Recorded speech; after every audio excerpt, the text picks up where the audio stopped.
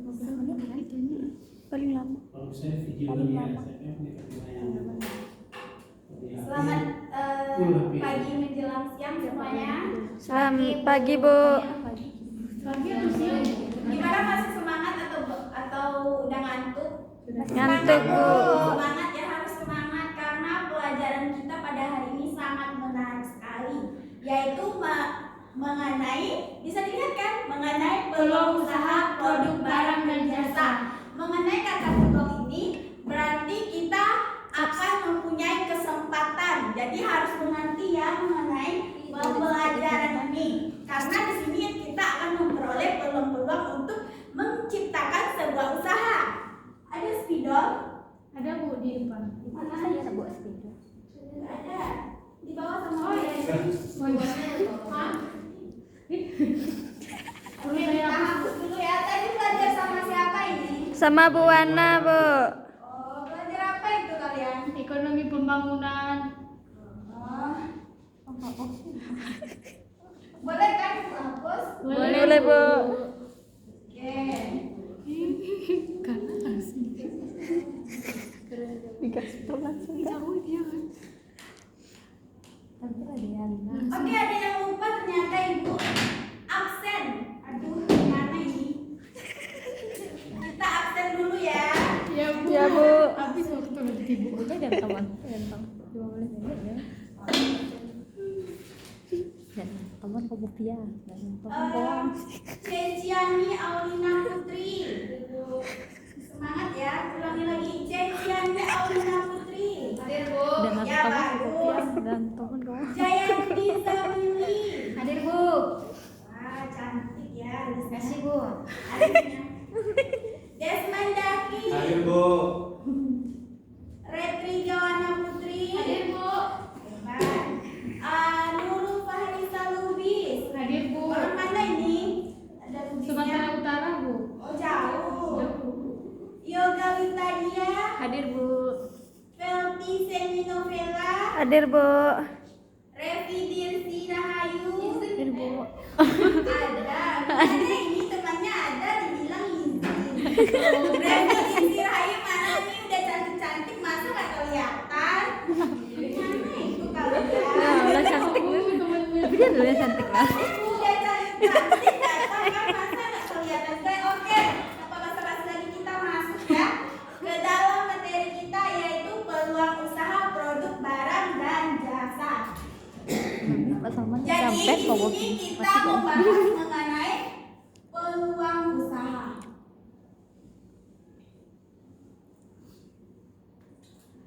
Ada berarti ini kan peluang usaha, berarti dia terdiri dari dua kata, yaitu kata peluang dan kata usaha. Kira-kira peluang itu artinya apa? Kesempatan. Iya benar, pintar. Siapa itu yang menjawab? Aku. Siapa aku? Revi. Wana juga tadi ya. Pintar ya kalian. Terus kalau usaha itu apa itu kira-kira? Mengkhianati hasil. Pekerjaan. Ya pekerjaan, bagus. Ada lagi? Ada lagi yang tahu usaha itu apa? Enggak, Bu. Usaha itu adalah upaya kita untuk memperoleh apa yang kita inginkan. Kan. Oke, bisa lihat kan? Jadi kata peluang usaha itu terdiri dari dua kata, yaitu kata peluang dan kata Usaha. Selanjutnya,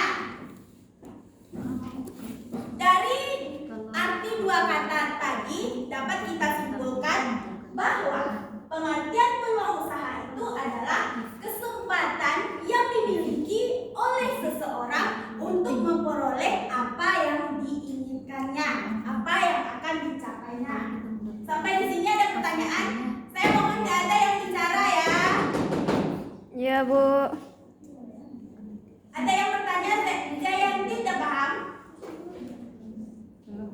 Terus kenapa bicara di belakang? Ibu lagi menerangkanmu. Ya, Bu. Saya mohon nggak ada yang bicara ya. Ya Bu. Berarti udah paham mengenai peluang usaha? Peluang usaha itu adalah kesempatan kita untuk memperoleh apa yang kita inginkan. Selanjutnya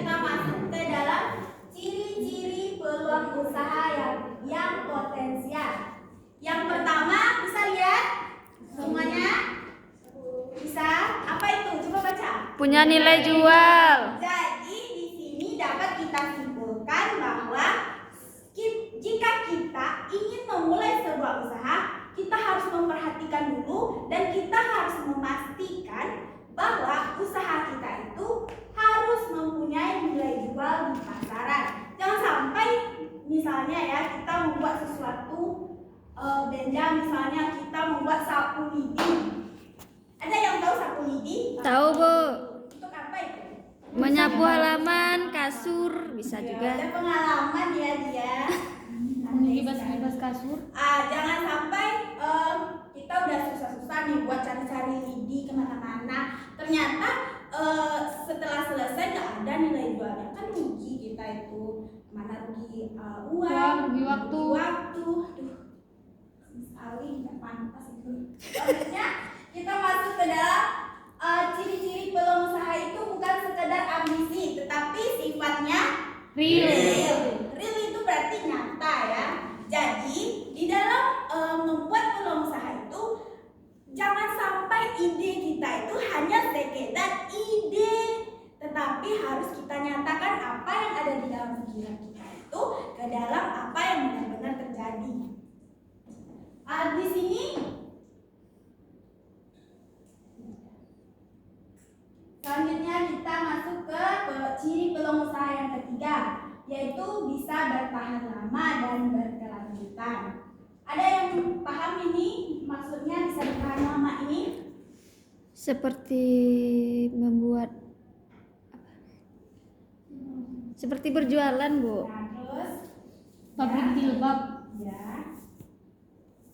Ya bagus itu. Ya, pakaian, jualan jilbab, jualan pakaian. Berarti dari dalam pikiran kalian semua ini jualan aja ya. Banyak yang berpendapat jualan. Gak apa-apa. Itu kan pikiran kita masing-masing.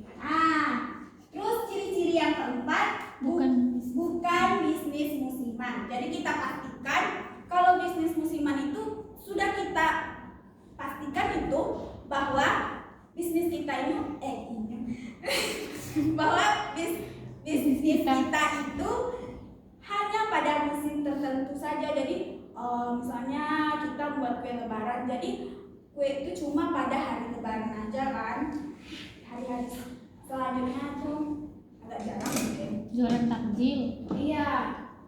Apa lagi? Ada yang tahu lagi? Seperti jualan baju sekolah, Bu. Tapi Kan musiman juga. bisnis muslimah itu kan juga menguntungkan, Bu. Iya, menguntungkan. Kan dia bermusim itu. Jadi menguntungkan pada saat musim itu aja. Jadi kalau musim yang lainnya, kalau bahasa awalnya agak lama, ya. Udah ngerti. Selanjutnya skala usaha bisa diperbesar. Ini berarti kita harus memikirkan bahwa usaha kita itu benar-benar pasti sudah bisa untuk disebarluaskan. Itu ya, artinya kita lanjut ke dalam modal memulainya tidak terlalu besar. Jadi di sini dapat kita simpulkan bahwa di dalam memulai sebuah usaha atau menetapkan peluang usaha itu kita tidak perlu takut untuk memulainya, karena sebesar apapun modal kita misalnya kita ingin membuat kue, jadi kita mulai dengan modal kecil dulu. Nanti kalau ada untungnya kita perbesar. Bisa paham? Bisa, Bu. Yoga bisa paham? Selanjutnya kita ini ada ciri-ciri peluang usaha yang ketujuh. Bisnis tersebut profitable, jadi mempunyai ciri khas tersendiri ya. Kita tidak mencomplak atau meniru produk yang dibuat oleh orang lain.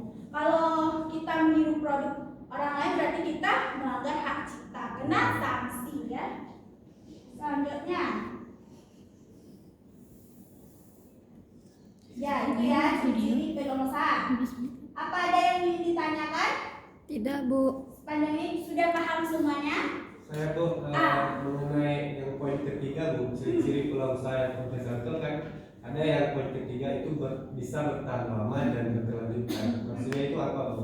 Jadi kita harus memikirkan usaha kita itu bisa digunakan selanjutnya dan terus-menerus. Jangan sampai Ini agak sama ini sebenarnya dengan bisnis musiman itu ya. Jadi hanya pada waktu tertentu aja. Ya gitu, bisa mengerti? Bisa, Bu. Ada lagi, bagus ya. Yang bertanya ini nanti nilainya tinggi. Saya pastikan ya yang aktif-aktif ini. Ada lagi yang bertanya? Tidak, Bu. Tidak, kita lanjut ya. Berarti semuanya sudah paham. Nanti awas ya, Ibu akan kasih kuis. Selanjutnya kita masuk ke dalam. Ya,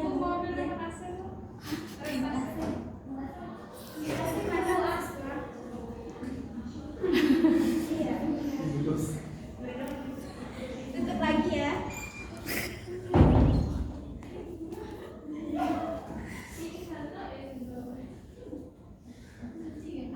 Ini bisa nampak di fokusnya. Bisa, Bu. Apa itu? Analisis untuk menunjukkan peluang besar.